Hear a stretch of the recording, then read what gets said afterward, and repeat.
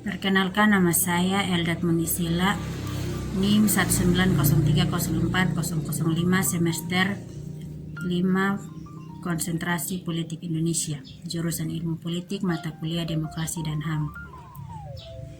Dosen pengampu Pak Ahmad Syafruddin MA. Yang pertama, jelaskan teori lahirnya HAM. Sejarah hak asasi manusia berasal dari teori hak kodrati. Teori tersebut menyebutkan bahwa hak asasi manusia merupakan hak yang dimiliki oleh manusia karena ia manusia. Artinya, meskipun setiap manusia terlahir dengan kondisi yang berbeda-beda, baik dari warna kulit, kewarganegaraan, jenis kelamin, mereka memiliki hak yang sama sebagai manusia. Begitupun sebaliknya, sejahat apapun manusia, mereka tetap memiliki hak yang sama sebagai manusia. Salah satu tokoh yang mengemukakan teori kodrati yaitu John Locke. Ia mengatakan bahwa manusia dikarunia oleh alam hak untuk hidup, hak kepemilikan dan kebebasan yang tidak bisa dirampas oleh siapapun, termasuk oleh negara. Pemikiran tersebut dikenal dengan istilah kontrak sosial. Apabila pemimpin di suatu negara mengabaikan tentang kontrak sosial tersebut, maka rakyat di negara tersebut berhak menurunkan kepemimpinannya. Pemikiran John Locke mengenai gagasan hak kodrati dan kontrak sosial memiliki dampak terhadap revolusi di Inggris, Amerika Serikat, dan Prancis di abad ke-17 dan abad ke-18. Hak-hak kodrati memiliki peran dalam penyusunan landasan bagi suatu sistem hukum nasional. Namun dalam penerapannya, hak-hak kodrati terus meluas cakupannya, tidak terbatas pada hak sipil dan politik. Kini hak-hak tersebut menyebar pada tuntutan hak ekonomi, sosial, dan budaya. Yang kedua, jelaskan sejarah perkembangan HAM di dunia. Sejarah perkembangan hak asasi manusia ditandai adanya 3 peristiwa penting di dunia barat, yaitu Magna Carta, Revolusi Amerika, dan Revolusi Prancis. Yang pertama, Magna Carta. Piagam perjanjian antara Raja John dari Inggris dengan para bangsawan disebut Magna Carta.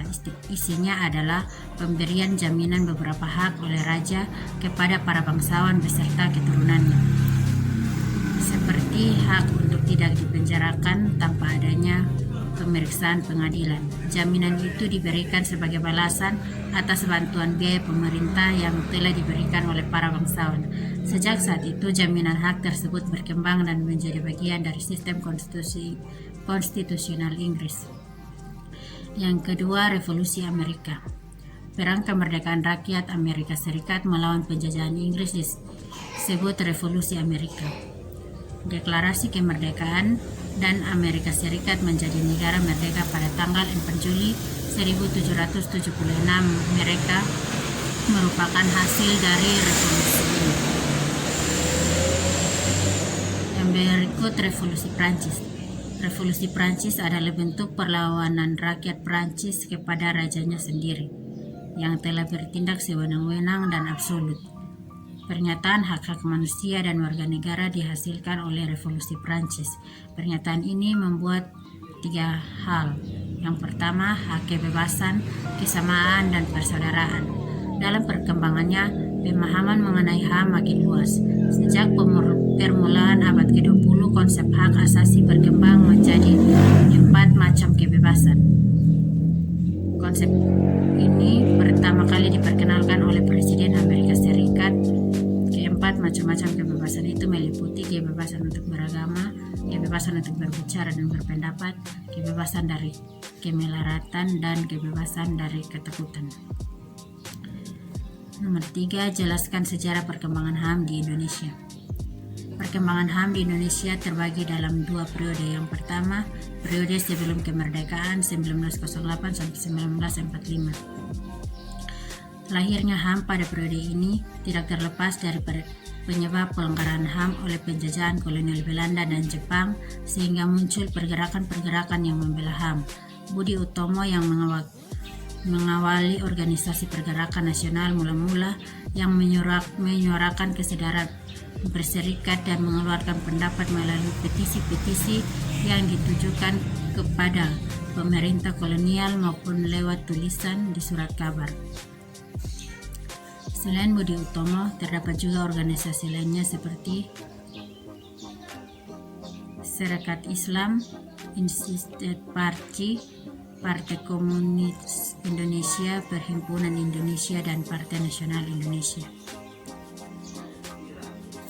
Puncak perdebatan pun terjadi pada sidang BPU-PKI yang kedua periode setelah kemerdekaan. Yang pertama, pada 1945 sampai 1950. Pada periode awal pasca kemerdekaan masih menekankan pada wacana hak merdeka, hak kebebasan untuk berserikat melalui organisasi politik yang didirikan, serta hak kebebasan untuk menyampaikan pendapat terutama di parlemen. Wacana HAM bisa dicirikan pada bidang sipil politik dan bidang ekonomi, sosial, dan budaya. B. Periode 1950 sampai 1959, masa parlementer. Masa ini adalah masa yang sangat kondusif sesuai dengan prinsip demokrasi liberal, yaitu kebebasan mendapat tempat dan kehidupan politik nasional. Pada terdapat 5 indikator HAM pada masa ini. Yang pertama, munculnya partai-partai politik dengan beragam ideologi, kebebasan pers, melaksanakan pemilihan umum secara umum, bebas dan demokratis, kontrol parlemen atas eksekutif, perdebatan HAM secara bebas dan demokratis. Periode 1959 sampai 1966, demokrasi terpimpin. Masa ini merupakan bentuk penolakan Presiden Soekarno terhadap sistem demokrasi parlementer yang dinilai sebagai produk berat karena tidak sesuai dengan karakter bangsa Indonesia yang telah memiliki cara tersendiri dalam kehidupan bermasyarakat dan bernegara. Pada sistem demokrasi terpimpin, kekuasaan terpusat di tangan Presiden. Kekuasaan Presiden Soekarno bersifat absolut, bahkan dinobatkan sebagai Presiden Republik Indonesia seumur hidup. Yang berikut periode 1966 sampai 1998. Orde Baru. Sama halnya dengan Orde Lama, Orde Baru juga memandang HAM dan demokrasi sebagai produk barat yang individualisme dan bertentangan dengan bangsa Indonesia, terutama Pancasila dan Undang-Undang 1945 yang lebih dulu ada dibandingkan dengan Deklarasi Universal HAM. Yang berikut periode pasca Orde Baru. Berakhirnya kekuasaan Orde Baru sekaligus menandai berakhirnya rezim militer di Indonesia dan datangnya era baru demokrasi dan HAM. Pada masa ini, perhatian pemerintah terhadap pelaksanaan HAM mengalami perkembangan yang sangat signifikan. 4. Generasi perkembangan HAM. Adapun berdasarkan sejarah perkembangannya ada 3 generasi hak asasi manusia. Yang pertama, generasi pertama adalah hak sipil dan politik yang bermula di dunia barat Eropa, contohnya hak atas hidup, hak atas kebebasan dan keamanan, hak atas kesamaan di muka peradilan, hak atas kebebasan berpikir dan berpendapat, hak beragama, hak berkumpul, dan hak untuk berserikat. Yang kedua, generasi kedua adalah hak ekonomi, sosial, dan budaya yang diperjuangkan oleh negara-negara sosialis di Eropa Timur. Misalnya, hak atas pekerjaan, hak atas penghasilan yang layak, hak membentuk serikat pekerja, dan hak atas pangan, kesehatan, hak atas perumahan, hak atas pendidikan, dan hak atas jaminan sosial. Generasi ketiga adalah hak perdamaian dan pembangunan yang diperjuangkan oleh negara-negara berkembang Asia Afrika. Misalnya, hak bebas dari ancaman musuh, hak setiap bangsa untuk merdeka, hak sederajat dengan bangsa lain, dan hak mendapatkan kedamaian. Sekian dan terima kasih.